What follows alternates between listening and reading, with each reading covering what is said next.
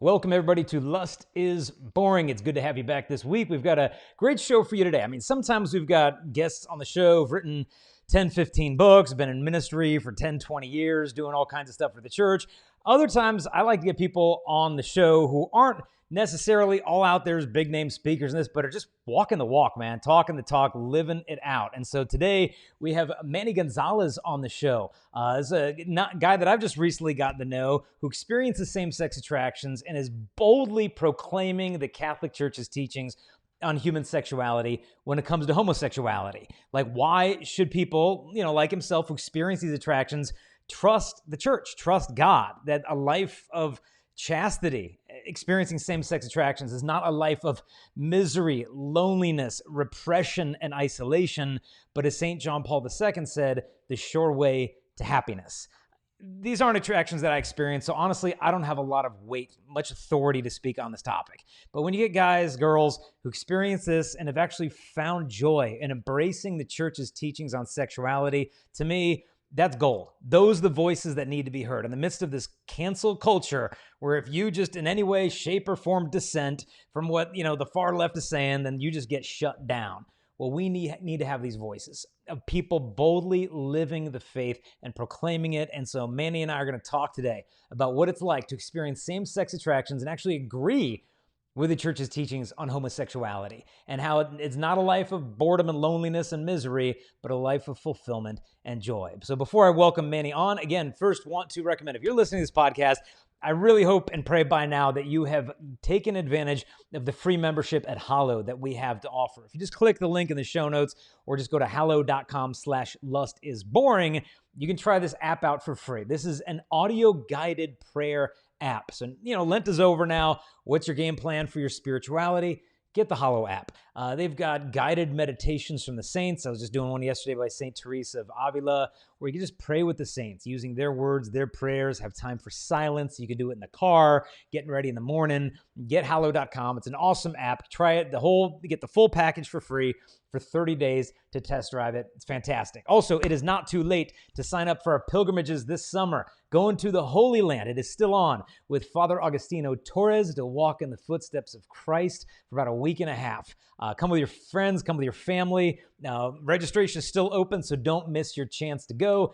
And then later in the summer to Krakow, Poland, also with Father Agustino Torres to go to the concentration camps, St. Edith Stein, St. Maximilian Kolbe, St. John Paul the Great, to walk in their footsteps. Do not miss the opportunity. Just go to chastity.com/pilgrimage, and you can sign up to go on those trips with us. Now, today's guest, Emmanuel Gonzalez, known by many and his friends as simply Manny, is a junior at my alma mater, Franciscan University of Steubenville.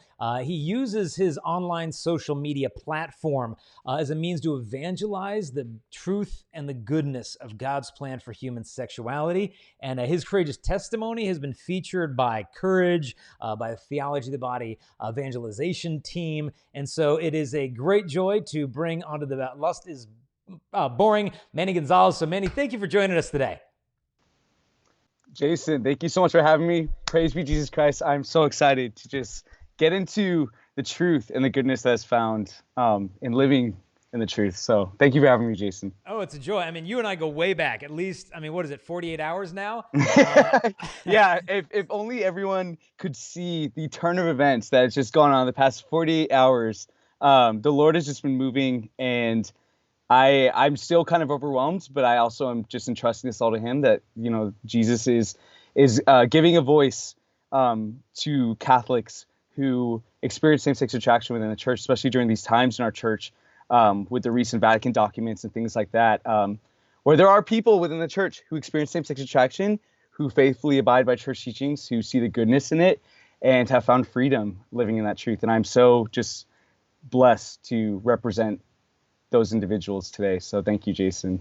Yeah, I got in touch with you. I saw some of your videos on YouTube, and I'm like, man, I got to get this guy to write a blog for us. And so you just wrote one for chastity.com, where you talk about, like, I'm not gay, I'm loved. And some people might see that and get like immediately upset and be like, wait a minute, why does it have to be one or the other? Why can't it be both? Why can't I be gay and be loved? How come I have to take my pick? Why do I need to make my choice? But that's not what you're saying, in this article. You're not saying like, okay, you can either have these attractions or God can love you, because that's what a lot of people think. And that just keeps them from ever pursuing God. Because it's like, okay, if I have to like erase my attractions to be embraced by the Father, what's the point? I mean, I can't flip that stuff on and off like a light switch. I remember I did a video on homosexuality on YouTube, and this gentleman left a comment on there that just gave me goosebumps, where he just said, thank you for this video. He said, I'm a man who experiences homosexual attractions. He said, after you're watching your video, is the first time in the last 14 years of my life that I have not felt like an abomination to God.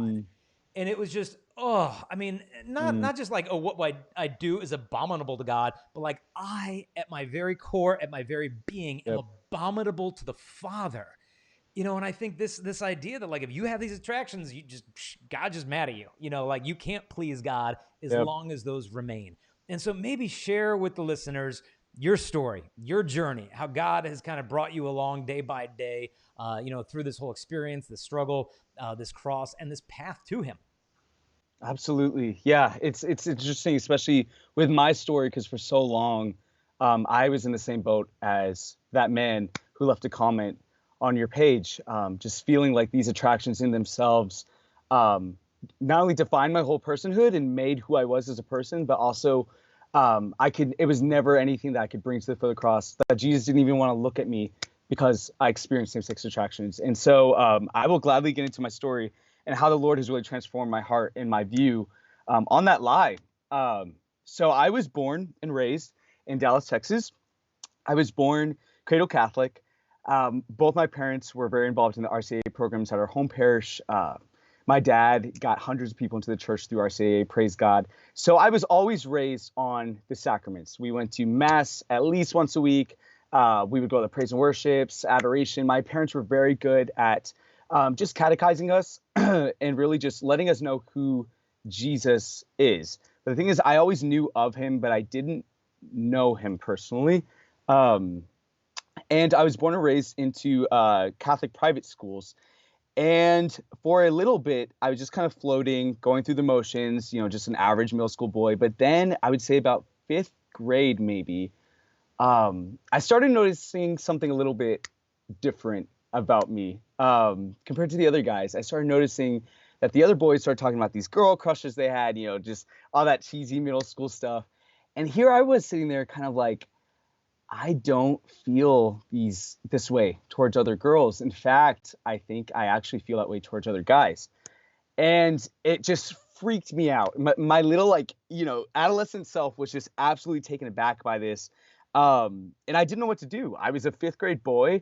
I was like, okay, this is obviously something that's there, but I don't want to talk to my mom and dad about it because they'll hate me. I don't want to talk to a priest about it because he'll hate me. The church hates me. God hates me. I just spiraled myself really into just this lie that my existence, because of these attractions, was detrimental. It was a sin. It was a curse. I was bound for hell.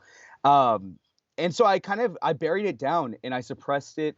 And I really grew in hatred for the Catholic Church. I grew in hatred for my parents. I grew in hatred for God and for myself. I really hated myself. And it kind of put me in this mindset of, okay, I don't want people to see what's going on in here. So I'm going to put on this mask. And this mask, I will allow whatever people want, metaphorical mask. I will allow whatever people want to do with it, paint me as they want, as long as they don't see what's actually behind there, what I'm actually going through internally. And so going to an all-boys middle school, they wanted me to be a class clown. So I was like, okay, I'm going to play every prank that I can. I'm going to do whatever the guys ask me to do. That way they can like me, because I don't want them to see what's actually going on in Emmanuel's heart. And so I did. And for a number of years, I played every prank that they wanted me to. I did everything the guys asked me to. And I actually got kicked out of my school. It got to the point where I got kicked out of my Catholic middle school. And my parents sent me to another Catholic. Not to interrupt you, Manny, but I did too, by the way. I didn't know I got that in common with you. Did you actually?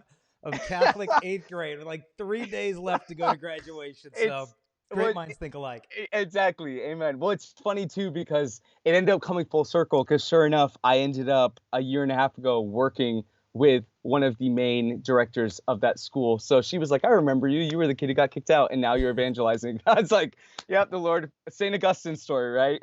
Yeah. But yeah, so I got kicked out of that first school, and then my parents sent me to another Catholic private school.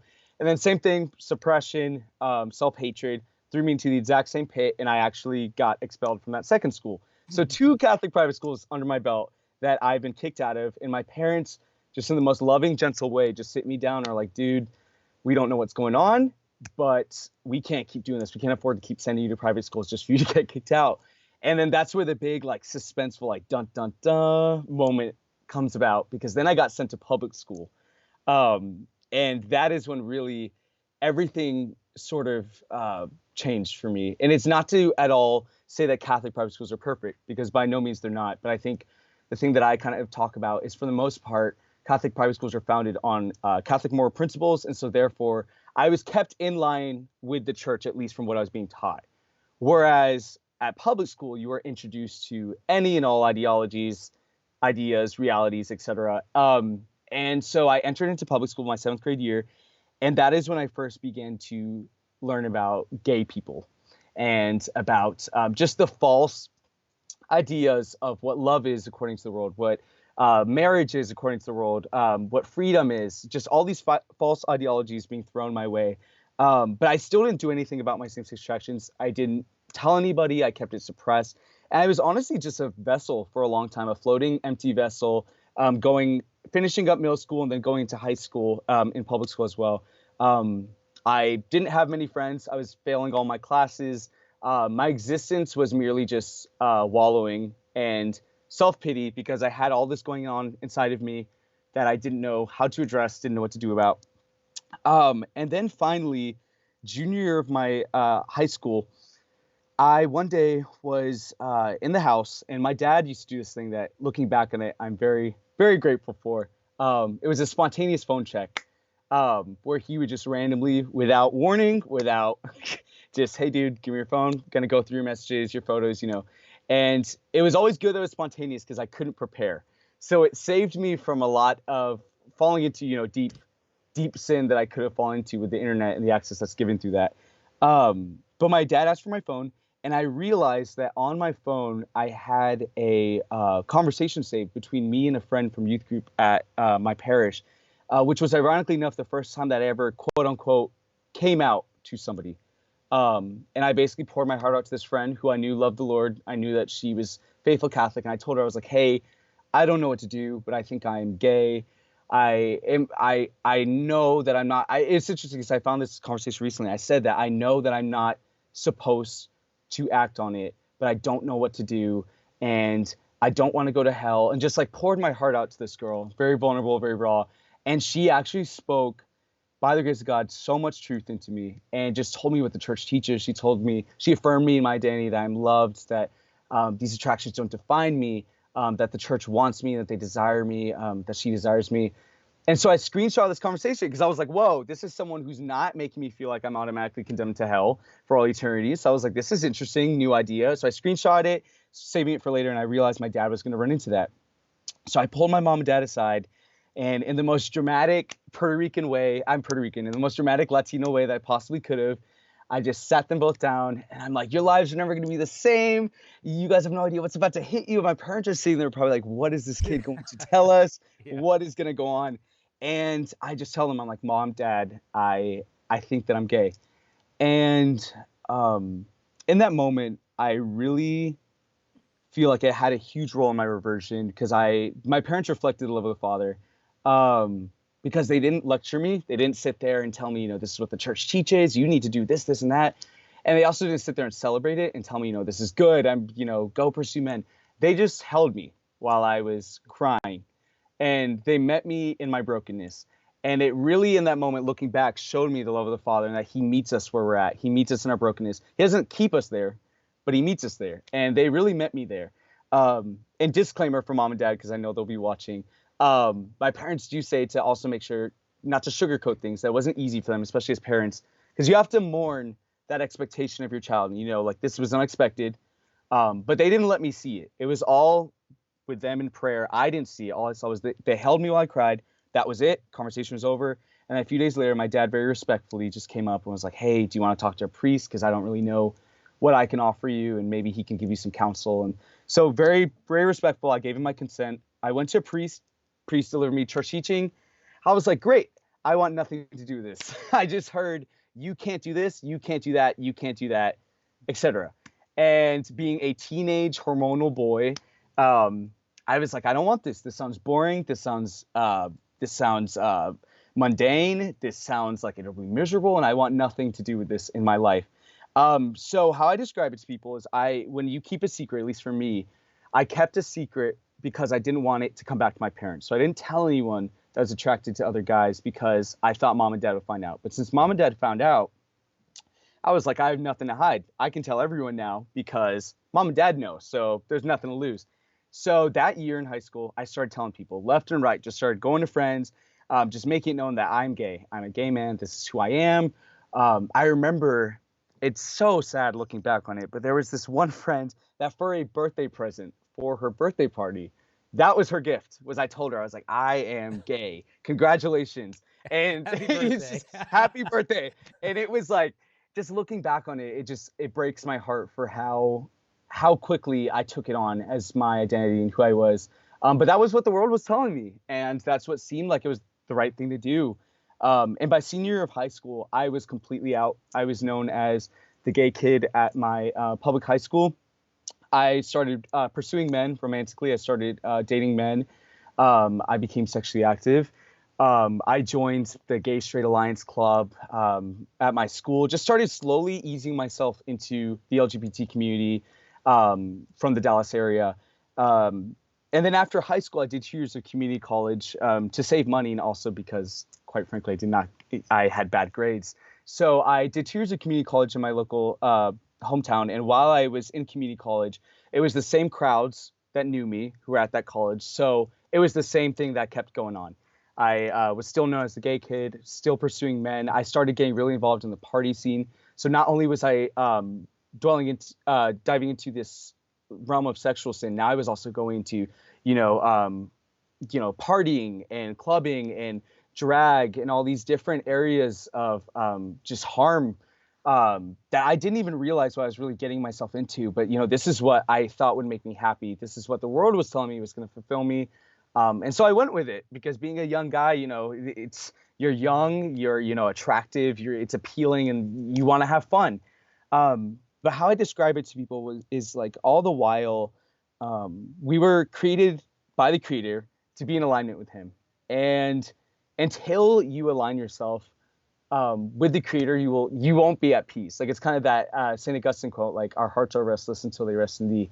I'm not going to lie here and make it seem like I was absolutely miserable living a life of sin, because if sin was miserable, nobody would be committing it. It was enjoyable. It was pleasurable. There were definitely moments of happiness, but they were fleeting. It wasn't joy, because joy is in Christ, and I did not know Jesus at all. I went to Sunday Mass still. I did my part as a Catholic guy, but all the while I was living this double life. And it kind of went on like this throughout my 2 years at community college. And then one night, this is just very dramatic, but this is quite frankly how it happened. I was in bed and I just woke up in the middle of the night, and I had this almost like this image of, it was my heart, and it was in this very deep, dark body of water, and it was sinking at a very, very fast pace. And it was like sinking really fast.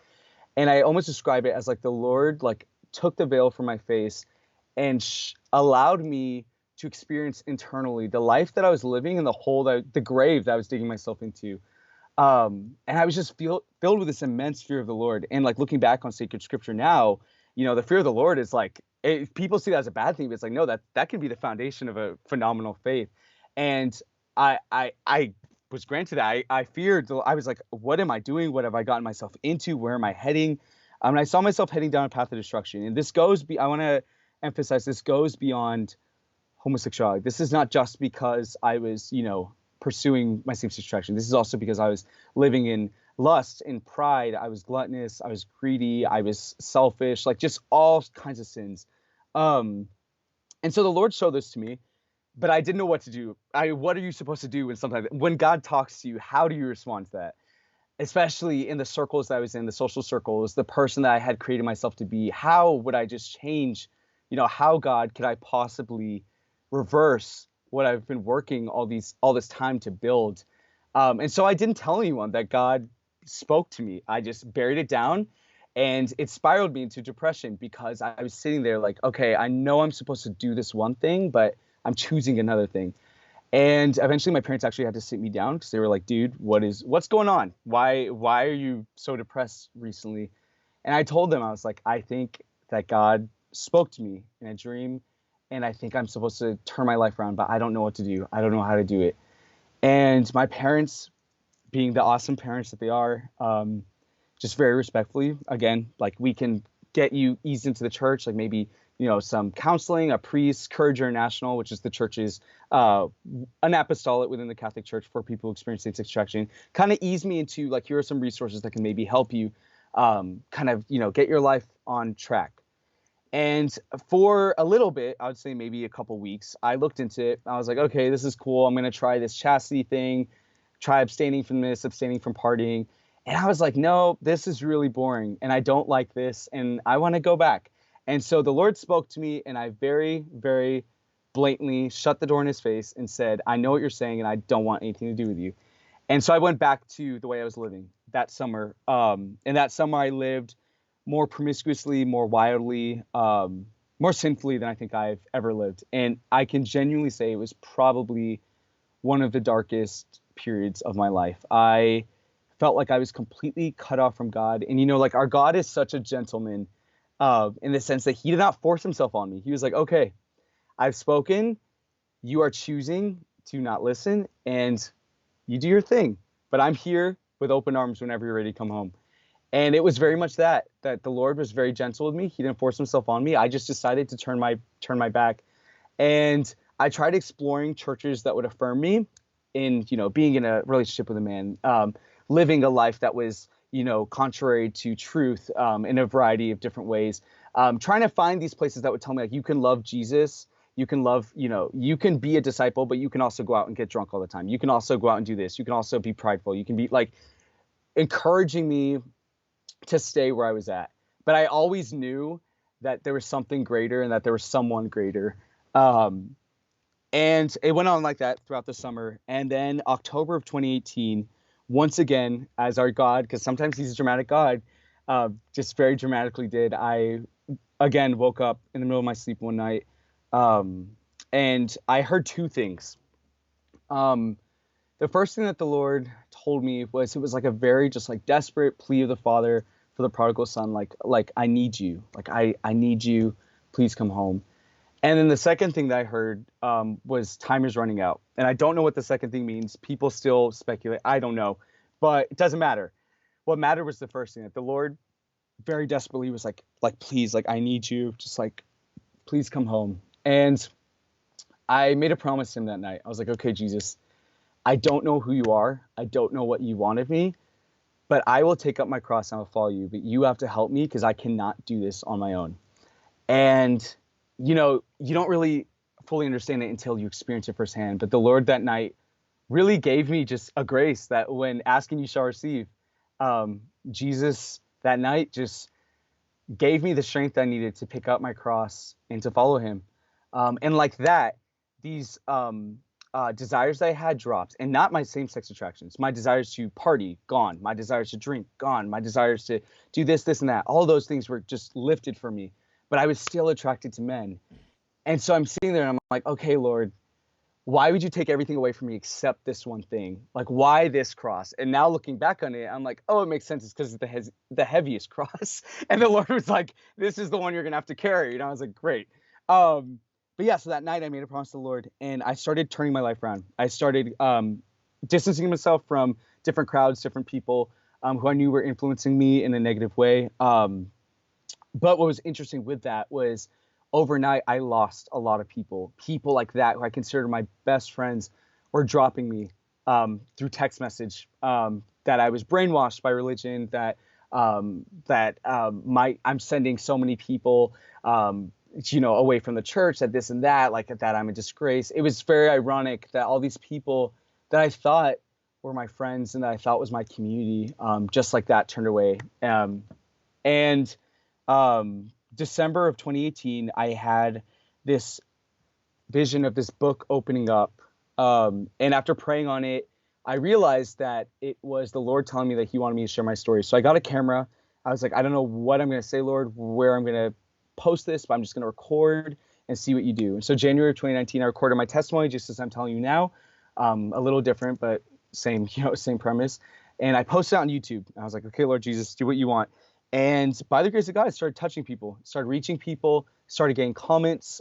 People started reaching out to me, messaging me. And I was like, whoa, there is a need for this in the church. And I'm not the only one in the church who's going through this. Like, I just was getting messages from hundreds of people all over the world. Just, I'm Catholic and I am also attracted to the same sex and I don't know what to do. I don't know where I belong. I don't know what the Lord is asking of me. And I realized that this was something that the body of Christ was hurting in this area and needed healing. And so I started posting more videos on my YouTube channel. Eventually I made a blog site, What a Beautiful Cross. And I really felt the Lord calling me that this was going to be a ministry. This is what he wanted me to give my life to. What that would look like, I don't know.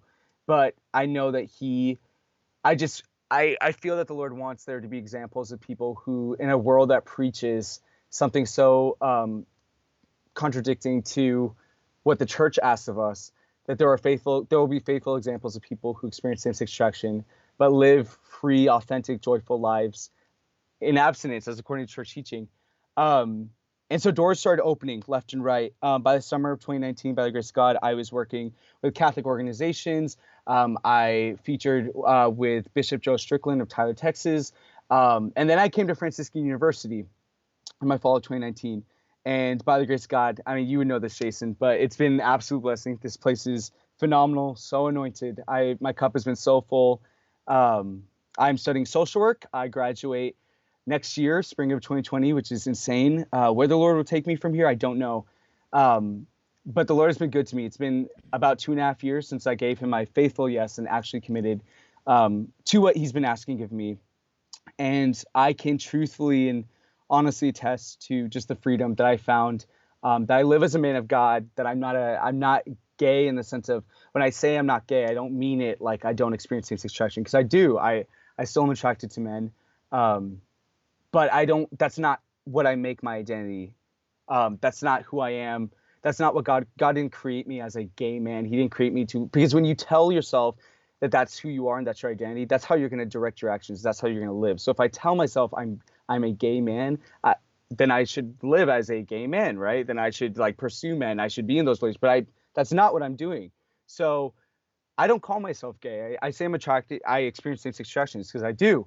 But I'm a man of God. I'm a son of God. I'm loved. I'm beloved. And living in that identity sets you free, because you wake up every day knowing that, no matter what mistake you make, no matter how you may fall, that you're the Lord's and you can always come back to him. And yeah, the Lord has been so good to me. It hasn't been easy. I'm not going to lie. It's difficult. It's a cross. Crosses are heavy. But it has forced me to press into the Lord. And every day I just fall more and more in love with him. And every day I'm forced to just lean more and more, deeper and deeper into his love. And yeah, by the grace of the good Lord, I am where I am now. And I only plan to continue to pursue him, continue taking as many others as I can with me. By the grace of God, my ministry has been able to already reach thousands. I've been with Courage International. I've been with all these different organizations, parishes. And it's just such a joy to see that there are so many people who are striving for something greater than what the world has to offer. And I hope and pray that we just can have more saints rise, because there's a great battle at hand. You know this. There's a great battle at hand in our culture and in our world, especially regarding sexuality. But I think with that great battle, the Lord raises great saints. And I'm so excited to see the saints that he will continue to raise in this battle. So, yeah. Oh, Manny, thank you. Because, I mean, I've always said this before, but I look forward to the day that the Catholic Church is going to raise to the altars of sainthood people who've experienced same-sex attractions. And I think it's going to be people like you that, when you say I'm not gay, I love the point you make. Like, you're not dismissing or denying your attractions. You are realizing them. You're, in a sense, accepting of the fact that they're a reality, that they're a part of your human experience, but they're not who you are at your depth. And so it's not a rejection of your identity. If anything, it's giving you permission to embrace the deepest truth about your identity, which is that what you are is loved. What you are is a son of the Father. What you are is not our sexual attractions. I mean, that's a part of, who we are, but I kind of say, like, if you're a book, that's on page 57. It's not the cover story.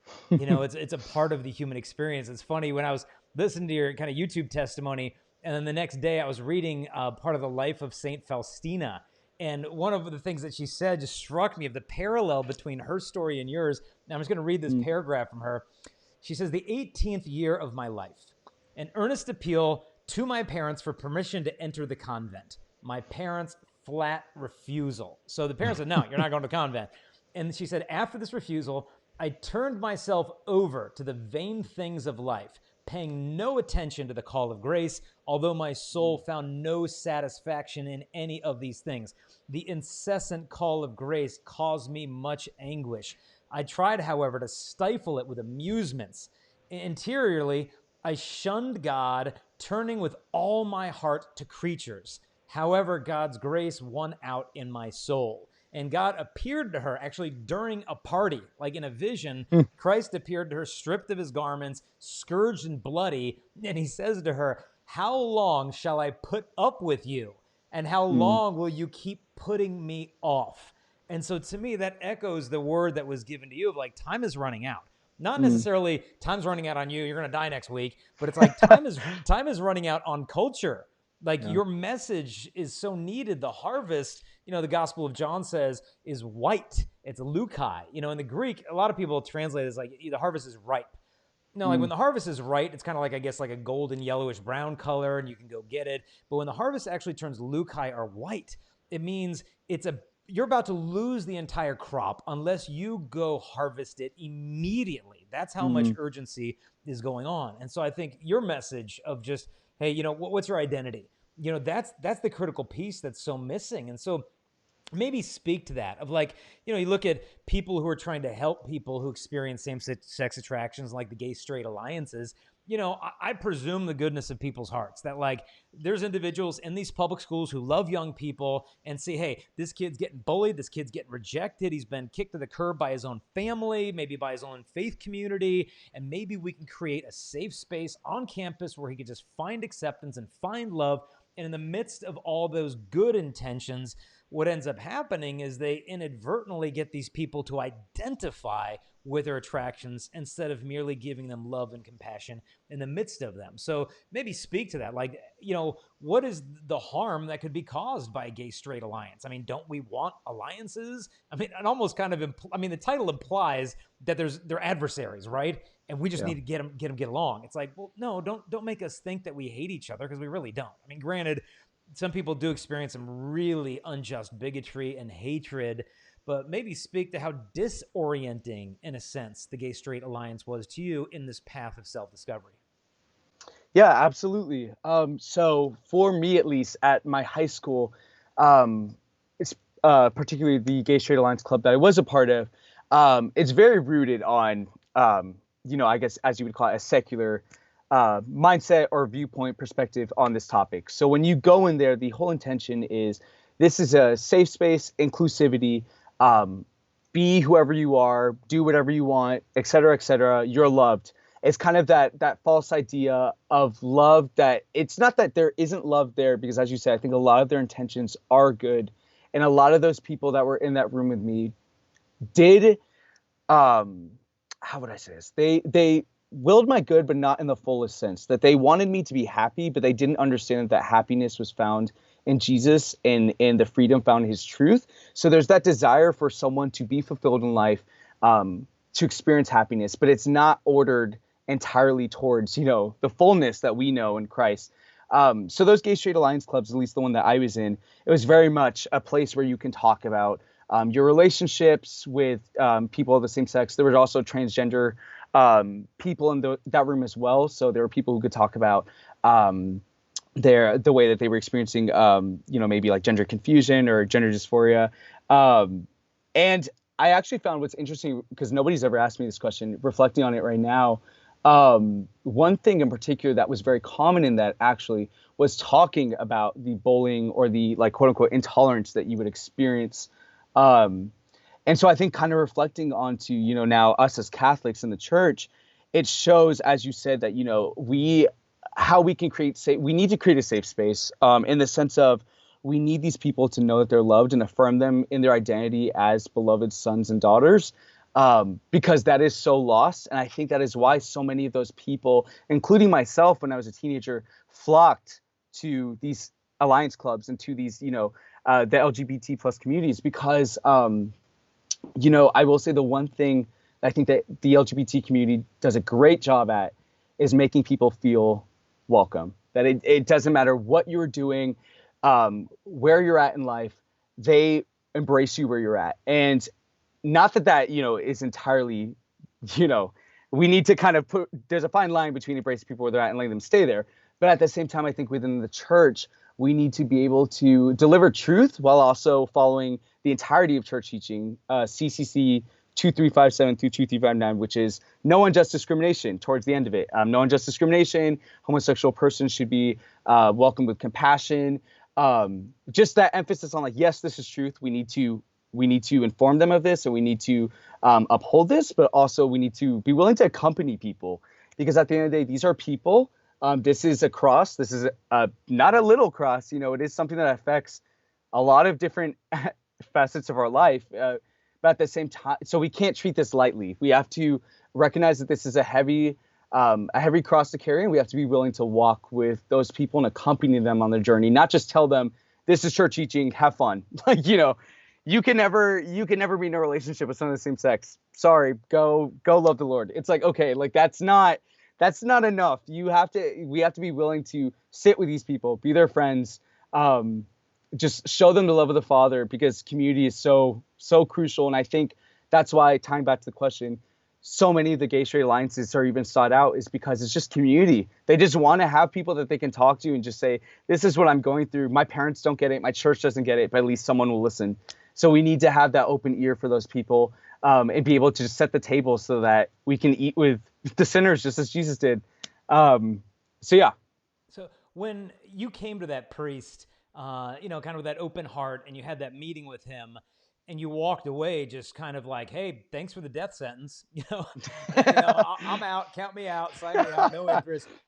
What could he, and I'm sure he had the best interest as well. Like, hey, I want to help this guy avoid, sin and isolation from Christ. And, maybe he had these great intentions, but his pastoral approach maybe not have been what you need at that moment. What could he have said at that moment that might have engaged you of like, hey, there's hope here. There's a light at the end of the tunnel. There's something in this for me. Whereas, maybe his advice sent you down a path where, I don't know if you struggle with this idea that you just need to pray the gay away. And if you just do enough rosaries, your attractions are going to change. And sometimes God intervenes in extraordinary ways, and, those things happen, but, we don't want to dismiss that. But at the same time, we need to avoid the opposite extreme of expecting it's always going to happen. That if you just get holy enough, attractions are going to flip off like a light switch. And so I think a lot of, Catholic Christian individuals experience same-sex attractions think like, I must be doing something wrong, because these attractions are still with me. So maybe God's displeased with me, that he's not giving me that special grace. And we tend to think that this is the thing that's keeping him from us, when in reality, sometimes it's the thing that's allowing us to draw nearer to him in our weakness. So maybe speak to that of like, the discouragement that sets in if you're trying to pray the gay away, or the approach that priest may have taken that might have, got you a little more hopeful that there's something in the church for you. Yeah, absolutely. So first I'll address the priest question. In regards to the priest, I think I don't think I was affirmed enough in my identity, because ultimately I think it comes down to, we will direct our actions to who we believe ourselves to be. So if I believe myself to be a son of God, and I truly believe that, I will direct my act. I will not pursue other men, because I know that as a son of God, I'm created for greater than that. And so I think in regards to when I was first, kind of sat down and talked with this priest, it was very much like, these are the rules. And that's, that's good and that is useful because we do need to know truth. But at the same time, I think if we're, especially a truth this, impactful on a person's life, we need to make them desire that. And to make someone want to pursue the Lord, we have to really emphasize the fact that they are seen, how they are seen in the Lord's eyes. So I'm not going to want to pursue a God that sees me as, absolute garbage. And so I need to be affirmed in the fact that, like, the Lord doesn't see you as that. God doesn't see you as this dirty, disordered, et cetera, et cetera. Like, he sees you as beloved. He sees you as, like, his. He wants you to desire. If we emphasize that, which didn't really happen in that session with that priest, I feel like that would have just set me on a much more positive, like, these aren't just rules. This is a prize that I'm fighting for, and I want this prize, and I desire it because I desire the Lord. So I would say that was something that was lacking. I think also just resources, unfortunately, of, like, this is the truth. This is the life you're supposed to live. Go at it. It's like, okay, where am I supposed to go from here, though? Who can I talk to about this? Like, where are the young people who understands what I'm going through? Where, like, I had nothing else to turn to. And so I think that is why I do the ministry that I do on my online presence. And that's why I give talks. That's why I go meet different teenagers, different college kids, because I want people to see that there's young people who think that chastity and know that chastity is freeing and it's good. And it's not just an idea that a 80-year-old man can, like, talk about on stage, or a priest can talk about. Like, it's very much that mindset of, like, who are you to tell me that chastity is good if you're not, like, if you don't understand this, what I'm going through, you don't understand how it feels to abstain from same-sex attractions when you yourself don't experience them. And so I want to be that. That's why I'm doing what I'm doing, is to be that example of, like, I know what you're going through. I carry this cross. It is heavy. It's hard, but it's also so freeing to bring this before the Lord. So I think that was another thing that was missing, was just, like, reliable resources of, like, these are people in the church who know what you're going through and can help you, because realistically there's not a lot. And that's why the world is so much more appealing, I think, in many ways, is because in the church we have very little, not to, obviously she's working on it, and by the grace of God there are more and more resources uprising, like Courage International, Eden Invitation, Anna Carter, different things like that. But we still have a lot of work to go, and there's no saints who look like us yet. And so it's hard to look at that and see no hope, but yet look at the world and see all these, gay couples who are on TV and on movies who seem so happy and fulfilled. And, you can't even compare the two. So, yeah. And then if you could speak also to the pray the gay away, did you go through yes, a dark night, so to speak, of wrestling with that mentality? Yeah, so it's actually very interesting for me in my story. For some reason, I did not fixate on that. Because most people, when they will talk on this, and a lot of my friends who experience same-sex attraction, almost all of them, you will hear at one point or another, like, relentlessly prayed for this to go away. I don't know why. For some reason, that wasn't my main focus. Maybe it's because I've just been the type of kid who, like, if there's a problem, I never just, like, want it to go away. I want to, like, somehow resolve it. So maybe I was just trying to think of a way to resolve this, not to, like, just dissipate altogether. But I will speak into that whole praying the gay away thing. I think it's very important, especially within the church, that, and I love that you do this, Jason, because I know you do this in your a lot of your resources on the topic, that we differentiate the acts from the attractions. Because the reason I think so many people are in that mindset of, like, oh, I cannot experience same-sex attractions and be holy, is because they read the catechism and they see, like, okay, homosexual ... like, objectively disordered, intrinsically disordered, evil, and it's like they automatically assume, like, oh, okay, like, the homosexual acts are evil, so the homosexual desires are evil, the homosexual person's evil, all of it's evil. We have to throw it all away because none of it can be brought to the foot of the cross.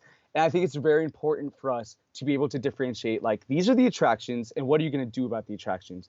Because we know that the acting on the attractions is what is sinful, but the attractions themselves is very important to, like, really, like, emphasize the morality behind them, and that the attractions themselves, you're not sinning if you experience same-sex attraction. You're not directly sinning. And I think that that's very important, because I think a lot of people just pray the gay way because they think there's no other option.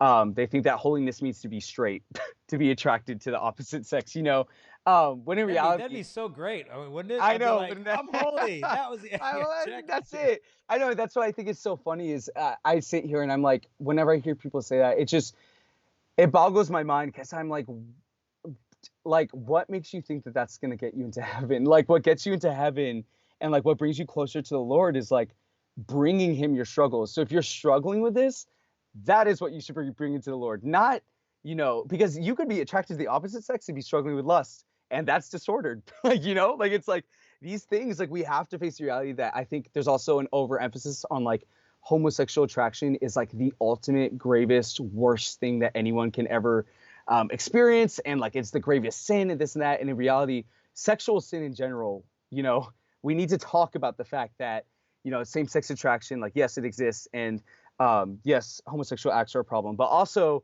fornication is a problem, and also struggling with pornography is a problem that needs to be addressed. Like there is a wide range of sexual sin that needs to be addressed. And we need to be willing to bring that to the foot of the cross. If you're struggling with pornography, you need to be willing to take that to the Lord. If you're struggling with same-sex attraction, take that to the Lord. He wants these. He wants these things. He wants these broken parts of our hearts. That's what he wants to mend. He doesn't want the pretty parts of you. That's not it. He wants the ugly, grotesque, just raw, vulnerable parts of our human beings. So yeah, I don't know if that kind of answered Oh your yeah. question. Yeah, Manny, I imagine one question you sometimes get is when people hear that you're like practicing chastity. You had mentioned earlier in the show that like there's all these sitcoms that show these like super happy gay couples, but the idea of a person who experiences same-sex attractions, practices chastity, and is happy is like, what is that? Like that's a unicorn. Like I've never seen one of them before. I don't even Yeah. believe that exists. Did you meet with a lot of disbelief when you started coming out in a sense of saying, hey, yeah, I experienced these attractions, but I'm choosing to be chaste? What was the reaction that you got? Yeah, so it was actually it was very interesting when I first released my video in January 2019 with my testimony. The reception, like I said, was overall very positive from the Christian Catholic community of just affirmation of where I was at and the journey that I was on, and the cross I was pursuing. However, I, especially from a lot of my friends from back home who did, pursue the same, path that I was pursuing, there was a lot of confusion, especially around what exactly I was saying, because people couldn't even fathom the idea that I could be attracted to men but not be pursuing men. It was like I had people actually come up to me. I remember this one time I was on campus at my community college after the video had come out, and they came up to me and they were like, "So you're straight now?" I was like, I didn't say that. I was like, I never said I was attracted to women. They're like, "No, you're straight now. I saw your video." I was like, I never said that. They're like, "Wait, so you're still attracted to guys?" I'm like, "Yeah." And they're like, Huh? "So what was your video about?" And I'm like, I don't pursue guys anymore." And it just blew their mind that they're like, "Wait." Like it's that third way almost of like there's either like that gay shame of like you don't tell anyone and you repress it, you blah blah, or there's that gay pride of like, or you have to embrace it and act on it. There's no in between of like you can't just say I experienced this, but I'm choosing to bring this to the Lord and not pursue this because I know that it is not for my greater good. And so it was very ironic to the point where I actually had to make a second video clarifying I'm living a chaste life. I'm still attracted to men, but I am living a chaste life because this is possible. So it was very interesting to see, especially that the world clearly cannot, I guess, comprehend the idea that we can be attracted to certain things as human beings and choose not to pursue them, because we live in a world that's very much like, I want this, I need this, I'm going to get it. And the idea that someone, especially regarding a sexual desire, would desire something sexually and yet choose willingly to not do anything about that, at least from a physical sense, was mind-boggling to so many people. So Yeah, no, it makes sense because the way the world looks at it, like you said, like you got an itch, you got to scratch it, and we yeah, shouldn't have yeah, unmet desires. We shouldn't experience angst. We shouldn't experience internal tension. We should just kind of go with the flow. And the very concept of, holding back is just so contrary, to this materialistic mindset. But I mean, to me, they'll start believing it when they see enough people living it. amen. Because they can't believe what they don't see, in a sense. And because we've had so few examples, that have been out there, people are just like, no, sorry, that doesn't register. That just seems like, and they pin it on you. Like, you just haven't realized how unhappy you really are. Yeah, try this for a little bit, but you're going to realize you're just repressed and in denial. And I think once they see enough people that are just living it, persevering it, and finding more joy than the world had ever offered them before, then it's going to be impossible to cancel out and deny all those witnesses like yourself. So, man, thank you for the example you're setting. Yeah, and praise God, first of all, thank you. It's funny because especially what you said in regards to almost like that mockery of like, you'll be back, like you're gonna one day or another like come back to your senses and you'll be back around. I actually have for the past 2.5 years that I have, by the grace of God, been on this journey back in the church, back with the Lord. I'm constantly faced with that, with the whole, like you're young, you just wait till you get old and you're in an apartment all alone and you have, no one to be with, no one to lay next to at night. I'm constantly being fed that like, I don't know what I'm doing, and one day or another I'll come back to my senses and I will undeniably have to fall back into the life that I was living. And whenever I get faced with that, I kind of describe it to people as like, this is not like, I am not living the life I'm living now because, I'm being forced to, or because, I want this or that or this or the other. I'm doing it because I've seen the face of Jesus. I've encountered the Lord. And once you encounter the Lord, that is not something that you just turn off, or that you just, you just decide like, oh, I saw Jesus and I'm on a high and now it's going to go away. Like, yes, we have those periods of consolation, desolation, but don't get me wrong. This has not been a whole, a high for the past 2.5 years. Like, I've had some very low moments, but I've seen the Lord, and there's no desire for me to turn around. There's no desire for me to go back, especially because, going back to my testimony earlier, there was a period where I went and I explored what the church taught, and I was like, I don't want this. And then I went right back, and I got to experience what life is like, seeing the face of Christ, living in that for a little bit, and then turning back around. And I don't want that. I don't want that for myself. Why would I experience this freedom, this joy, and then willingly spit that back out? Doesn't mean I'm not gonna struggle. Doesn't mean I'm not gonna fall, because I'm human. But at the same time, the beauty now is that I'm going to get back up, and I'm going to keep turning back to the cross. There's no reason for me to turn back around.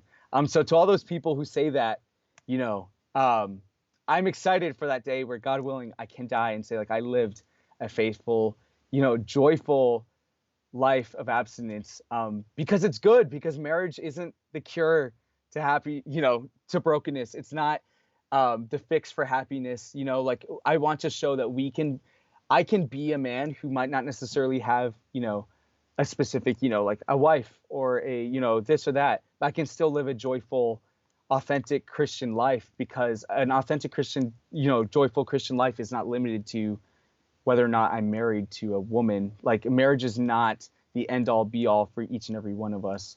And I'm excited to be that example and just show that what the church teaches is good and it's holy, and there is freedom that can be found in it. Yeah, it reminds me of, today's the feast day of Blessed Pier Giorgio Frassati, and one of the things he said was that friendship is one of the most beautiful forms of human intimacy. And so, your life is not one devoid of intimacy. You have the intimacy of the church as the family of God, but then you also have this newfound intimacy with Christ that goes so far beyond any earthly pleasure that could ever promise you. And so there's some people who are experiencing plenty of pleasure, but they're extraordinarily alone in it and lonely because they haven't experienced that intimacy with Christ. And so chastity is not equivalent to isolation. We choose chastity because we've discovered this intimacy with Christ, this pearl of great price, that you sell everything you have just so you can get that one treasure. And so it's because you've discovered that deeper intimacy that you find a joy that the world simply never understood before. Yeah. Amen. Yes and amen. And one of the things I like that you said in your blog when you're talking about the identity, you said that I'm a beloved son of the Creator. I'm a fierce man of God. I arise each day as such and direct myself and my actions accordingly. That line there, I'm a fierce man of God. Was it a journey for you to accept your own masculinity because of your attractions, thinking, well, I'm attracted to guys, so how much of a man could I really be? Because, the world says, like, well, you're a real man if you're just this, philandering player. That's a real man. And those guys are completely effeminate. because they can't master their own desires. But what was that journey like for you of really embracing, like, no, God sees me as a man. He created me to be manly. And I am, because I'm conforming myself to Christ crucified. And I would imagine a lot of the guys who go through this are so rejected by a lot of the macho guys, especially during adolescence. It's just like, oh no, we're the jocks, we're the studs. Yep. You're over there because you have those attractions. What was that hurdle like of just being able to come to grips with the fact that, like, no, like, God sees me as his son, like I am a man. And those, that my masculinity is not determined by my attractions, but my willingness to conform myself to Christ. Jason, you have no idea the Pandora's box you just opened. I can rant about authentic masculinity because it's something that's so dear to me because of the fact that I struggled for so long. Exactly what you just said, especially being in middle school and in high school. I was not particularly an athletic kid. I did grow up in Texas, so football was a thing. I played football with my brothers. I would play if I had to. I was very fast, but I was not a sports guy. I didn't enjoy watching sports. I didn't enjoy particularly throwing a ball with the guys. And that definitely did, kind of differentiate me from the rest of the guys. Did I still have male friends? Yes, but I wasn't one of the guys per se, because to be a man, especially in high school, in middle school, is, to play football, to have a bunch of girlfriends, like you said, that false idea of masculinity in our world today. And I think ultimately just coming to terms of really not only accepting, but like embracing that I am a man of God is just really understanding who a man of God even is, really getting to grasp through scripture, through authentic male figures in my own life, like my father, different priests, being really understanding what a man of God, who a man of God actually is, that a man of God ultimately, at least the way that I would define it, a man of God, though many things, comes down to someone who is willing to fight for the cross, who's willing to fight for Jesus, who's willing to fight for holiness and for the holiness of others.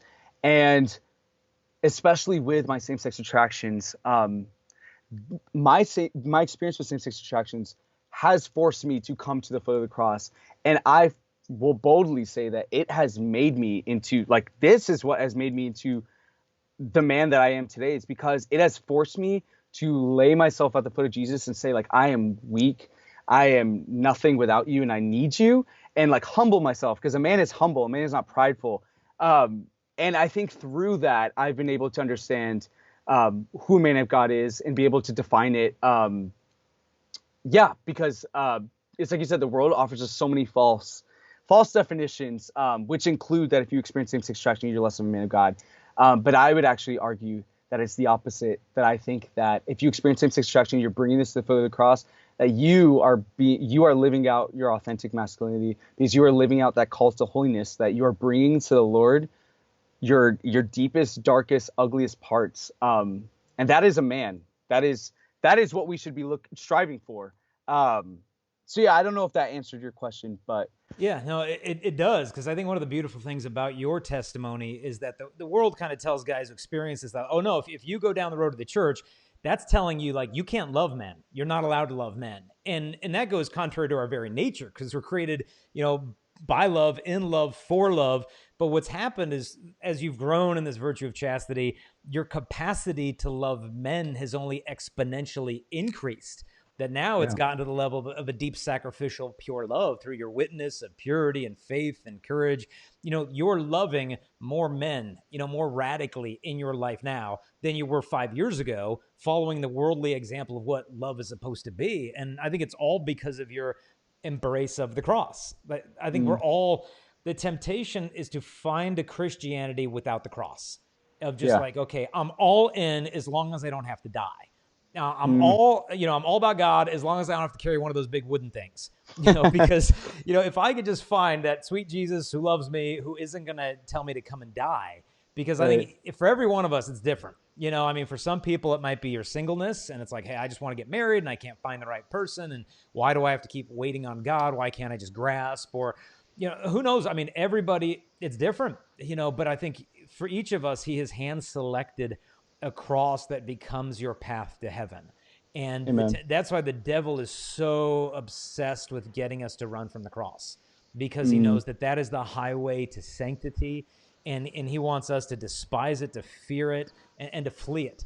Because if we take that up, not only does it become our path to sainthood, it paves a way for so many, a highway, so to speak, to follow. And so, maybe just speak to that in closing of just the gift of the cross of this whole thing, of this time where I feel like I'm a mess, my attractions are a mess, this whole thing's a mess, but where God is meeting you in the middle of all that.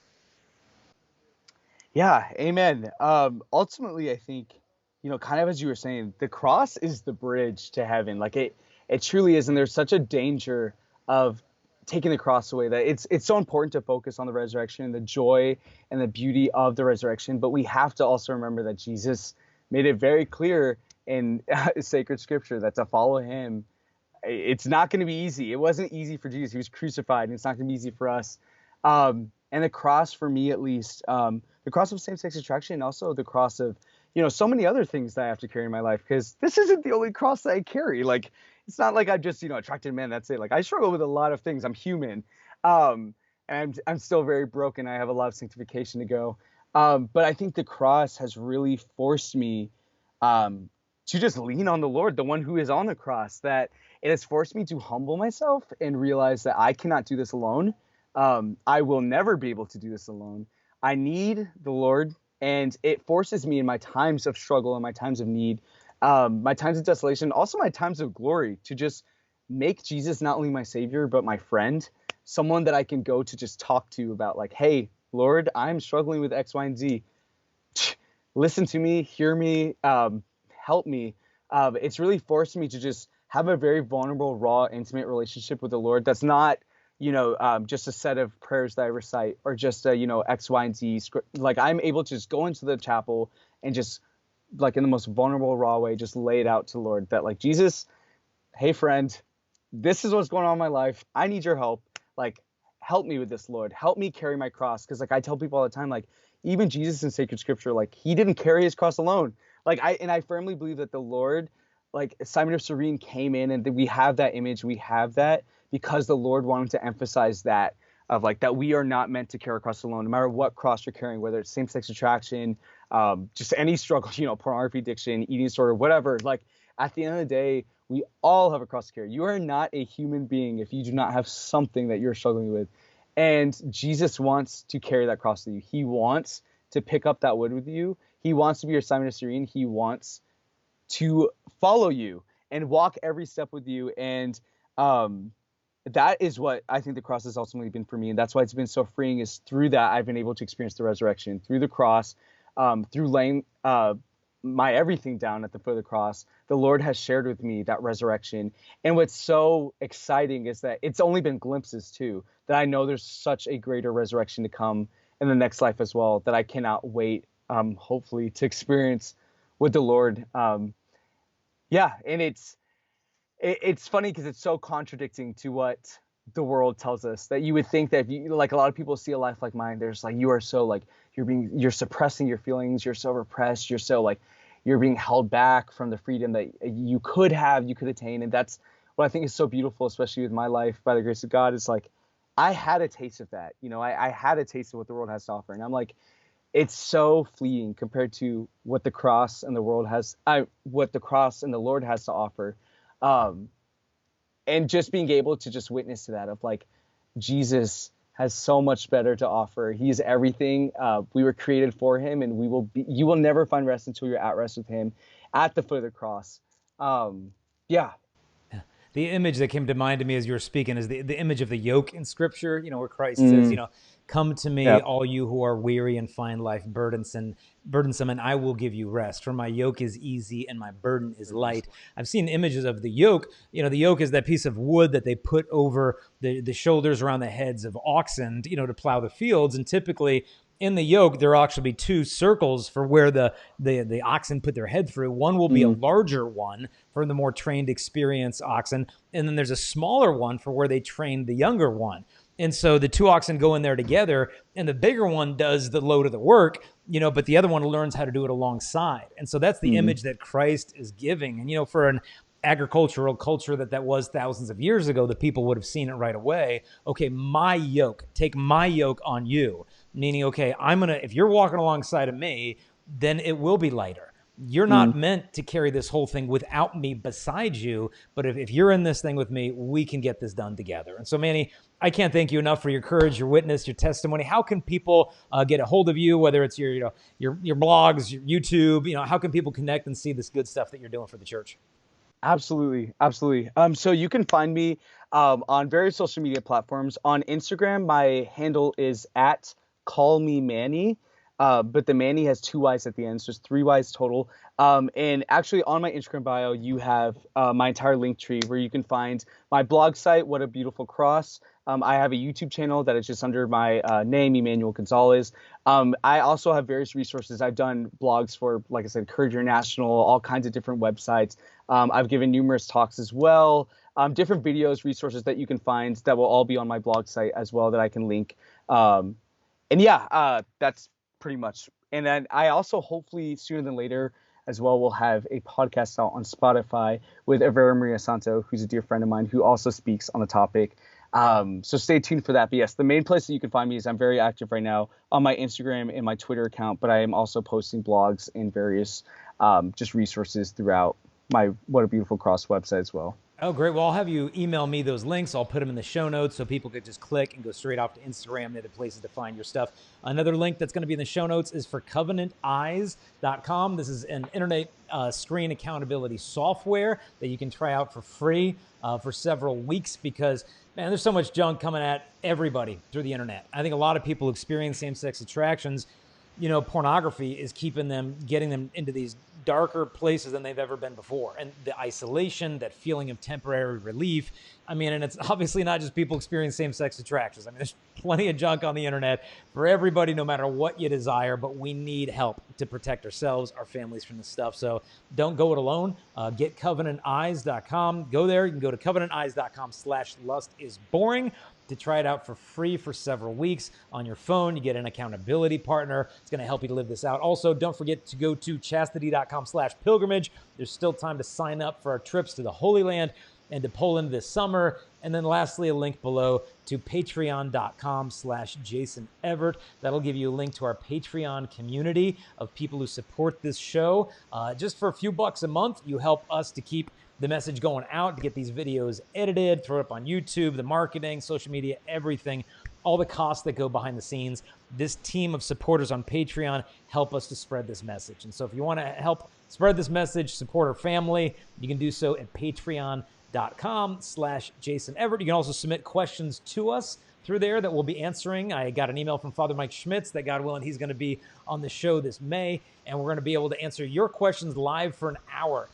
And so we get questions that come in through Patreon. We answer those, put them on the show. And in the meantime, I ask you to just please pray for Manny and his mission that God has entrusted to him, and for all individuals maybe watching this show, maybe wrestling with this and wondering, what plan God has in their life, that they can connect with him and the beautiful work that he's doing. So Manny, again, I cannot thank you enough for your courage, your witness, and your testimony. God bless you and keep up the wonderful work. God bless you, Jason.